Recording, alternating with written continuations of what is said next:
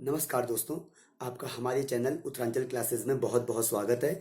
आज की सीरीज में मैं कुछ लेटेस्ट योजनाओं को शुरू करने जा रहा हूं इस वीडियो के माध्यम से, जिनकी बहुत सारी डिमांड थी कि अभी लेटेस्ट क्या हुआ है, जिनमें मई और जून के जो करंट अफेयर्स के पॉइंट्स हैं वो इसमें होंगे।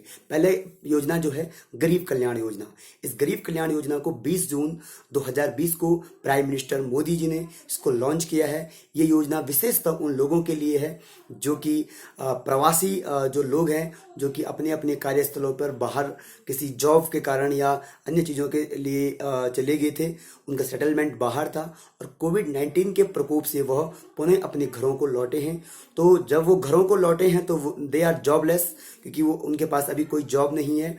तो इस चीज़ को देखते हुए उनको एम्प्लॉयमेंट देना और ग्रामीण जो रूरल एरिया में जो इंफ्रास्ट्रक्चर है उसको डेवलप करने के लिए सेंट्रल गवर्नमेंट ने, यूनियन गवर्नमेंट ने इस योजना को लॉन्च किया। इस योजना की बारीकियां क्या क्या है या जो इससे रिलेटेड जो भी क्वेश्चंस आने वाले हैं आगामी एग्जाम्स में, वो मैं डिस्कस करने जा रहा हूं। सबसे पहले यह योजना 20 जून 2020 को लॉन्च हुई। सेकंड पॉइंट है, इस योजना का की जो शुरुआत हुई वो बिहार के खगड़िया जिले के तेलिहार से इसको लॉन्च किया गया, यानी बिहार के खगड़िया जिले के तेलिहार गांव से इसको लॉन्च किया गया। और इस योजना के अंतर्गत 6 राज्यों को विशेष रूप से अभी सम्मिलित किया गया है प्रेजेंट में, और 6 जो स्टेट है यानी 6 जो राज्य है उनकी 116 जिलों के जो कॉमन सर्विस सेंटर है और उनको इस योजना से जोड़ा गया है। अभी वर्तमान में इस योजना के अंतर्गत 125 दिनों का जो रोजगार है वो इस योजना के अंतर्गत प्रोवाइड किया जाएगा प्रवासियों को। और इसमें विभिन्न 25 विभिन्न जो क्षेत्रों का जो क्रियान्वयन है या कार्यों का क्रियान्वयन है वो इस अभियान का मुख्य भाग है। वर्तमान में इस योजना में 50,000 करोड़ रुपए का व्यय किया गया है और 25,000 जो मजदूर है, जो प्रवासी है, वो इस योजना से जोड़े गए हैं। अभी वर्तमान में जो ये योजना है इसमें जो जो स्टेट्स है उनमें पहला बिहार, उत्तर प्रदेश, मध्य प्रदेश, राजस्थान और झारखंड और उड़ीसा इसमें प्रमुखतः इनको अभी शामिल किया गया है।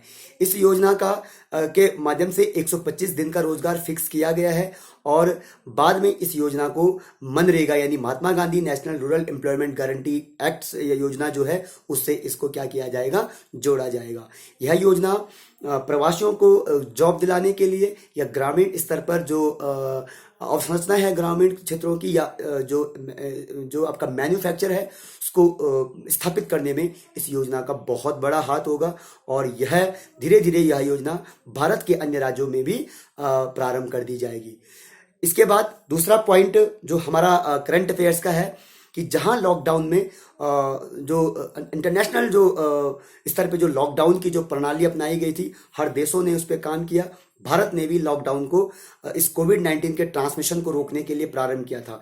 तो जहां वैश्विक स्तर पर जो व्यापार है, ट्रेड है, वो प्रभावित होने के बाद देशों की अर्थव्यवस्थाएं बिल्कुल डिमोलिश होने के कगार पर थी, वहीं भारत का इस लॉकडाउन के बाद भी जो विदेशी मुद्रा भंडार है वह बहुत अच्छा है, यानी $500 के बिलियन डॉलर के पार हमारा जो विदेशी मुद्रा भंडार है, यानी फॉरेन जो करेंसी है जो हमारे पास, वो अभी भी इतनी हो रखी है। इसका मुख्य कारण जो है वो है फॉरेन पोर्टफोलियो इंडेक्स यानी कि एफपीआई और फॉरेन डेवलपमेंट इंडेक्स का के रूप में तेजी आना इसका सबसे महत्वपूर्ण कारण है कि इन योजनाओं के माध्यम से जो जितने भी स्कीम्स हमारी गवर्नमेंट ने पहले अडॉप्ट की हुई थी उनका जो रिजल्ट है वो हमें अभी भी मिल रहा है। यानी हमारे आरबीआई के पास, हमारे रिजर्व बैंक ऑफ इंडिया के पास इनफ मात्रा में जो फॉरेन जो करेंसी है यानी विदेशी मुद्रा जो भंडार है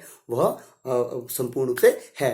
यानी विदेशी मुद्रा भंडार जो होता है वह एक देश के पास होना बहुत जरूरी होता है, क्योंकि जो हमारा अंतर्राष्ट्रीय स्तर पर जो व्यापार होता है वो डॉलर में होता है। तो हमारे पास जो फॉरेन करेंसीज होती है उसका भंडार होना बहुत जरूरी है।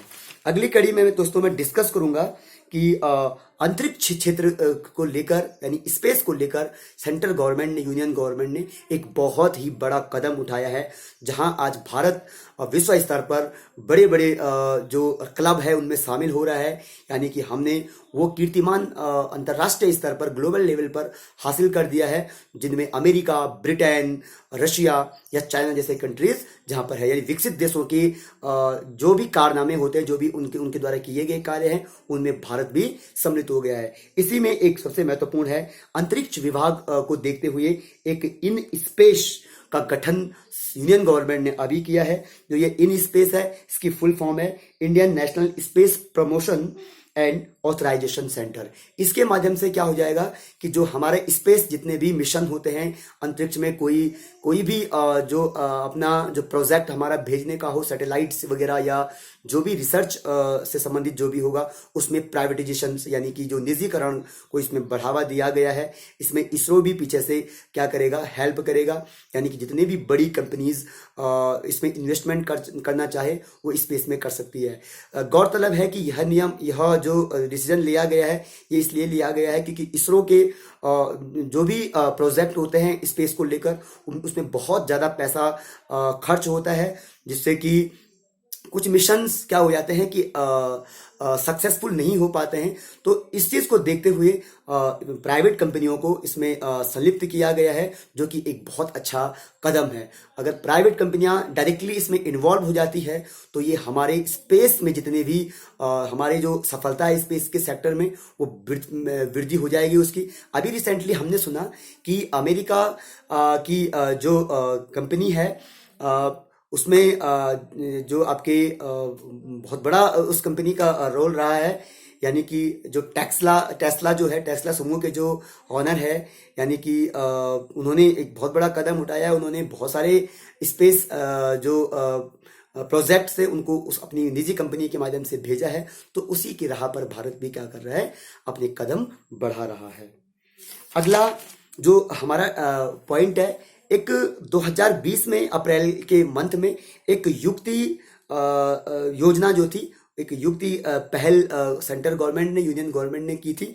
इस युक्ति का जो पूरा नाम है वो है young India combating Covid with knowledge, technology and innovation. ये जो युक्ति योजना है, ये कोविड-19 से जुड़ी चुनौतियों को कई आयामों से कवर करने के लिए इस पोर्टल की शुरुआत की गई थी। लेकिन बाद में इसमें क्या किया गया कि अभी रिसेंटली युक्ति 2.0 यानी एक युक्ति पहले आई थी और अभी इस युक्ति के ही नाम पर युक्ति 2.0 एक नई पहल प्रारंभ की गई है, जिसका मुख्य उद्देश्य वाणिज्यिक क्षमताओं से युक्त तकनीकी और स्टार्टअप से जुड़ी सूचनाओं को व्यवस्थित रूप से सम्मिलित करना इसका महत्वपूर्ण उद्देश्यों में सम्मिलित है। और इसके साथ साथ यह कोविड-19 जो ग्लोबल पैंडेमिक है या वैश्विक महामारी है, उससे जुड़े महत्वपूर्ण जो जितने भी विचार है, जितने भी अहम फैसले हैं, उनसे जुड़ने में ये बहुत बड़ा रोल प्ले करेगी। और ये युक्ति जो 2.0 है, जो युक्ति पहल यूनियन गवर्नमेंट की है, ये सेल्फ रिलायंट या आत्मनिर्भर भारत की ओर भारत का एक बड़ा कदम है। इसी कड़ी में हम देखेंगे कि जो महासागरीय नितल है, यानी कि जो ओशनिक डीप्स होते हैं, जो ट्रेंच होते हैं, अभी एक सबसे बड़ा यहाँ से न्यूज आई है कि महासागरीय नितल के 1/5 यानी 1/5 भाग का जो मैपिंग है, जो मानचित्रण है, वह हुआ है। और ये जो मानचित्रण, जो ये मैपिंग की है, ये निप्पॉन फाउंडेशन जैपको सीपैड 2030 प्रोजेक्ट के माध्यम से हुई है। और यूनाइटेड नेशंस ओशंस कॉन्फ्रेंस 2017 के दौरान यह प्रोजेक्ट लॉन्च हुआ था। यानी यह प्रोजेक्ट जो हुआ था 2017 में लॉन्च हुआ था और इसने वर्तमान में यानी जून में इसने यह कार्य किया। 21 जून को यह कार्य हमें देखने को मिला, क्योंकि 21 जून को वर्ल्ड हाइड्रोग्राफी डे मनाया जाता था। तो इस दिन इस टीम ने 1/5 भाग की समुद्र के अंदर की मैपिंग की। अब इसे हमें क्या फायदा मिलेगा? यह नेविगेशन, सुनामी के पूर्वानुमान, ऑयल और गैस निष्कर्षण प्रोजेक्ट और अपतटीय जो पवन चक्कियां होती है, उनको लगाने में भी यह बहुत मददगार साबित होगा। इसके साथ साथ यह ओशन सर्कुलेशन, ज्वार यानी टाइड्स, जैव हॉटस्पॉट जैसी प्राकृतिक आपदाओं या घटनाओं के संबंध में भी हमें पहले जानकारी दे देगा। इसके साथ साथ कुछ छोटी मगर महत्वपूर्ण घटनाएं मैं शामिल करने जा रहा हूं, जिसमें 2 या 4 महत्वपूर्ण है। सबसे पहले हम देखेंगे, राजस्थान स्टेट ने एक इंदिरा रसोई योजना प्रारंभ की है। इस इंदिरा रसोई योजना के माध्यम से गरीबों व जरूरतमंदों के को रियायती मूल्यों पर या रियायती मूल्य पर या कम मूल्य पर उनको भोजन उपलब्ध कराया जाएगा, जो कि बहुत अच्छा कदम अपने आप में है। इसके साथ देश का पहला मोबाइल आई लैब लॉन्च हो गया है, जो कि कोविड-19, टीबी, एड्स जैसे तमाम जो बीमारियां हैं, खतरनाक बीमारियां हैं, उनकी जांच करने में महत्वपूर्ण साबित होगा। इसके साथ साथ झारखंड में मुख्यमंत्री श्रमिक रोजगार योजना की शुरुआत हुई है, जो कि एक बहुत बड़ी योजना है।